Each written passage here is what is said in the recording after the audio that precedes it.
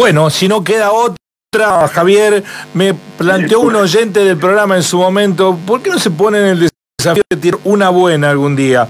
Es que lo vamos a hacer, ese desafío, porque cuando bueno, ayer cobré el oyente que nos tire él una buena, sí, y nosotros nos sumamos. ¿Sabes? Pensaba ayer, cobré el sueldo de 35, casi 35 años de periodismo, y sí, estoy por debajo de la línea. Por ahí. Sí, vamos. Así no te boleteas ahora en la mañana. Bueno, vamos a ver. La recaudación, ¿por qué digo que esto no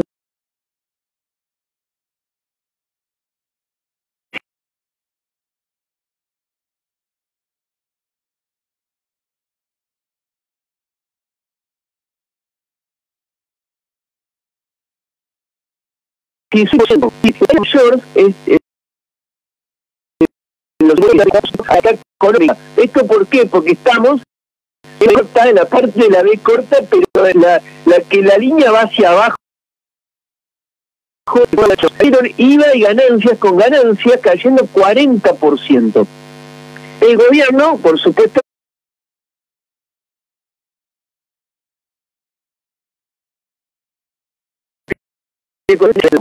cuando le cae la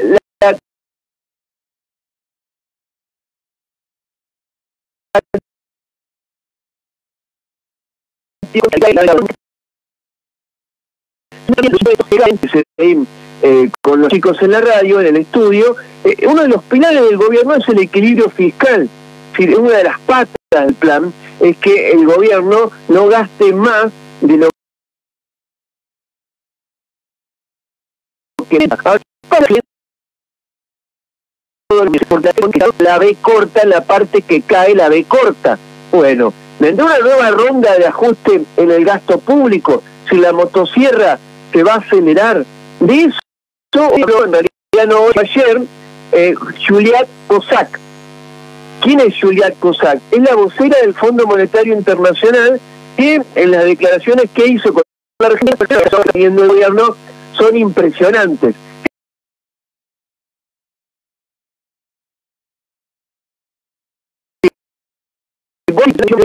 De manera es positivo todo lo que se viene haciendo. Ahora, siempre tiene un pero el fondo en las declaraciones. Y el pero de Juliette Cossack fue que hay que mejorar la calidad del ajuste fiscal.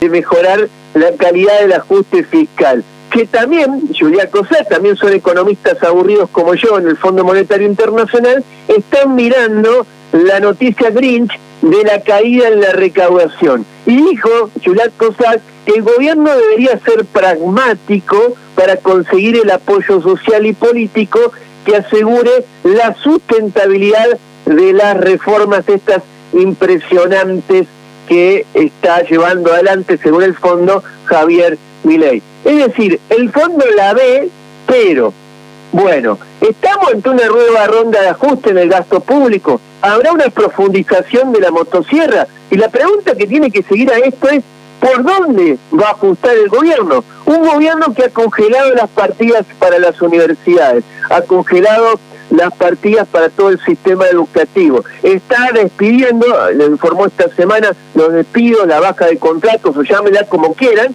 Hoy el Estado Nacional tiene 15.000 empleados menos y parece que esto va a continuar. Ha congelado el gobierno las partidas destinadas a combatir la epidemia de dengue, ¿no? El momento en que todos estamos aplaudiendo porque no hay repelentes, porque las empresas monopólicas que fabrican el repelente que han abusado y no están ofertando y los precios suben, congela las partidas destinadas en el presupuesto nacional a combatir la epidemia. ¿Por dónde va a ajustar el gobierno si la recaudación sigue cayendo? Y llegamos a abril, ¿no? Ya hemos transcurrido el primer semestre, y la pregunta que se hace el fondo, y que también me la hago yo como economista aburrido, es si el gobierno no es un perro que se muerde la cola, ¿no? Llegamos a abril, y en abril, ¿qué empieza, Guillermo? Aquí hay que prestarle atención a partir de abril, lo damos el lunes ahí en el estudio. El frío. El frío, ya vamos a hablar de eso, el frío, pero ¿qué empieza en abril? La cosecha gruesa.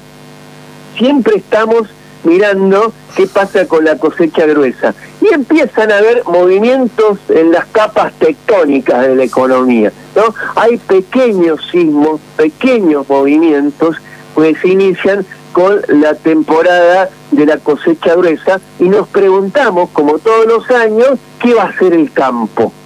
¿No? Y en el campo, ¿qué están diciendo? Están diciendo que la ecuación de costo es muy finita, que los precios subieron en pesos y que el dólar cayó. Y ponen como ejemplo el precio de los fertilizantes, que está dolarizado y que en pesos ha subido muchísimo. Y entonces, ¿qué empiezan? Las quejas. ¿Y qué pide siempre el campo antes de liquidar el complejo agroexportador? ¿Qué está pidiendo? Está pidiendo mejor precios. Mejor precio. ¿Y cómo consigue mejor precio el complejo agroexportador si los precios internacionales están cayendo? Con devaluación. A pedir devaluación. La historia de siempre, ¿no? Sí, sí. Me siento un alumno suyo interpelado. Bueno, empieza a pedir un ajuste en el tipo de cambio, ¿no? El gobierno necesita sostener la recaudación, porque tiene que pagar deuda, pero no quiere devaluar, y devaluar implicaría que, bueno, habría una nueva ronda de aumentos en los precios, un nuevo ajuste, una nueva caída. Entonces esa B corta, la parte baja de la B corta, se haría aún más pronunciada. Y en medio de todo esto necesita de la recaudación del campo, pero el campo dice, ojo, no está seguro de que esto funcione, ¿no?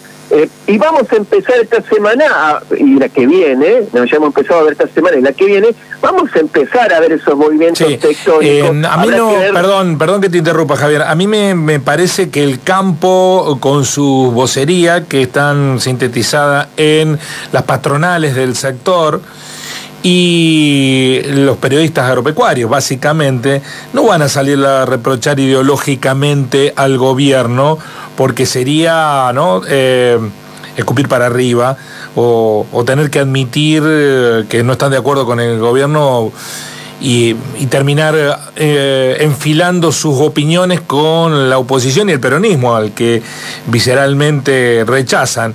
Pero sí creo que habrá que ver con atención las acciones, ¿no?, más que los dichos. Si liquidan o no liquidan, porque ahí está el asunto. Si sacan el cereal de los silobolsas o no lo sacan. Y ahí hay que leer lo que, si hay apoyo o no hay apoyo.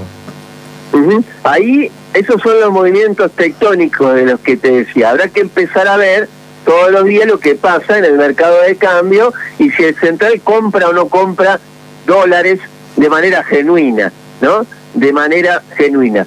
En medio de todo esto, ¿sabés quién apareció? No. La chicharrita, ¿no? La columna de hoy se podría llamar La chicharrita no la ve. ¿Qué es la chicharrita? Bueno, es una plaga que está afectando al maíz y que, según las estimaciones de la Bolsa de Comercio de Rosario, podría producir una merma en la cosecha de maíz en torno al 20%. La oposición al gobierno parece ser que es la chicharrita. Esto nos anima a preguntarnos, ¿aguanta el gobierno? ¿Devalúa el gobierno? Bueno, si aguanta es porque el campo liquida, ¿no? Y si liquida es porque o no le queda otra o porque, bueno, la ecuación de costos le da. Y cuando digo no le queda otra es porque el cepo cambiario, que el gobierno dijo que iba a sacar, continúa y es el único lugar al donde puede ir el campo a liquidar. Ese es el comienzo de a partir de la noticia esta caída de recaudación, las dudas que genera el gobierno. Como dice Julián Cossack, bueno, ¿es sustentable? Tenemos muchas dudas. La otra noticia de la semana fue el tarifazo del gas, que debería ser un escándalo lo que ocurrió con la publicación, lo que conocimos a partir de la publicación del boletín oficial del nuevo cuadro tarifario. No es que hay quita de subsidios, algo que se venía hablando. ¿Te acordás que decíamos que había un componente de subsidio, que eso hacía que aumentara el gasto público, el déficit y todo lo que ya sabemos? No hay únicamente quita de subsidio, hay un tarifazo que tiene 3 componentes: la baja de subsidios, como les mencionaba, pero también el aumento del precio del gas que se le paga a las empresas petroleras. Este aumento del precio del gas es casi de 2 a 3 veces el aumento, ¿no? Es impresionante el aumento del precio en dólares. Y a su vez hay un aumento escandaloso en el costo fijo que van a pagar todos los usuarios de gas en la factura, que en algunos casos, dependiendo de la distribuidora, dependiendo de la región del país, ese aumento del costo fijo es del 1500%. Ecogas publicó el cuadro tarifario y el costo fijo, dependiendo del hogar y del consumo que tenga el hogar y los ingresos, ese costo fijo puede ir de los 2.500 pesos aproximadamente a los 22.000 pesos. ¿Qué es el costo fijo? Es el componente de la factura que se paga o se paga, independientemente del consumo. Y eso va a impactar tanto en invierno como en verano. No se quedó corto el gobierno con la recomposición del tarifazo, no, se pasó de largo. Pasó a Aranguren y se agarró la cabeza. Claro, Aranguren lo vamos a extrañar, Aranguren, a partir de que lleguen las facturas de gas. Además, el gas va a actualizarse todos los meses, el costo del gas, y lo hará por IPC, es decir, por inflación o por dólar, lo que más le convenga a las empresas. Esto debería ser un escándalo, pero bueno, estamos bastante adormecidos, hay una parte de la Argentina que está bastante adormecida. En el país de vaca muerta, el país que tiene la segunda reserva de gas, el gas va a ser algo impagable en los hogares argentinos, no solo en invierno, sino también en verano, porque las empresas ganan o ganan, los usuarios pierden o pierden. Esta segunda noticia, junto con la caída de la recaudación, y esto ya voy finalizando, nos hace pensar que esa ley corta que están militando el aparato comunicacional del gobierno es algo que no va a pasar.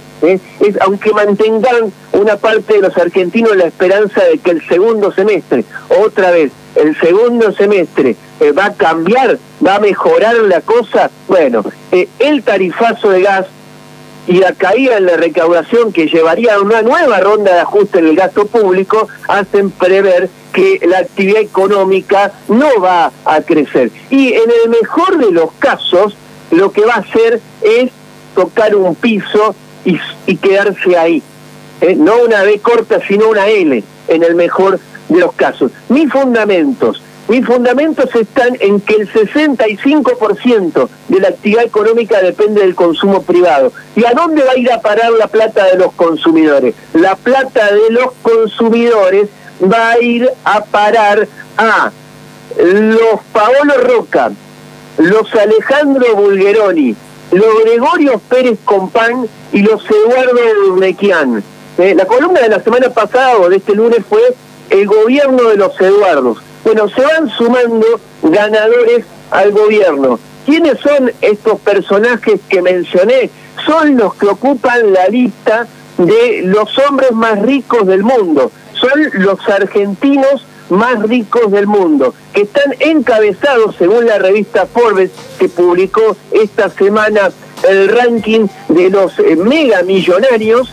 Según la revista Forbes, está encabezado por Marco Galperin, gran defensor de Javier Milei y este cambio de rumbo en la Argentina, que tiene un patrimonio de 6.300 millones. El dueño de Mercado Libre sumó el año pasado a su patrimonio 1.400 millones de dólares. Cuando a todos nos iba mal, el hombre, muy exitoso, sumó 1.400.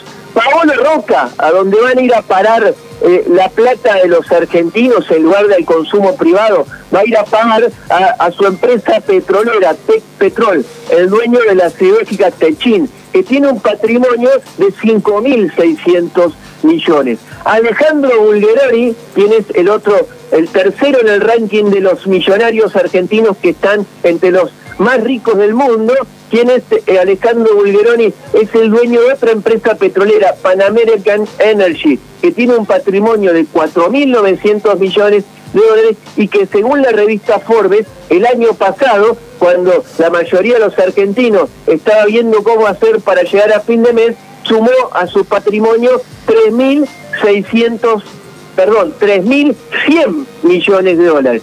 Después tenemos a Gregorio Pérez Compán, que es un seco, al lado de Marco Galperin, con un patrimonio de 3.900 millones de dólares, que el año pasado el dueño de Molinos Río de la Plata sumó 1.000 millones a su patrimonio, sí, aumentó su riqueza en 1.000 millones, mientras en las góndolas de los supermercados, disculpame la expresión, nos rompían el traste. Y el último, que es el jefe no es Karina Milei, que es el jefe, Eduardo Aurnequian, el empleador de Javier Milei, el dueño de Aeropuertos Argentina 2000, tiene un patrimonio de 3.000 millones y el año pasado sumó 1.100 millones a su patrimonio. Estos sí que van a tener un segundo semestre. Pobre gente, ¿no? Todos estos megas millonarios que siempre necesitan del Estado. Gracias, Javier. Buen fin de semana. Un abrazo.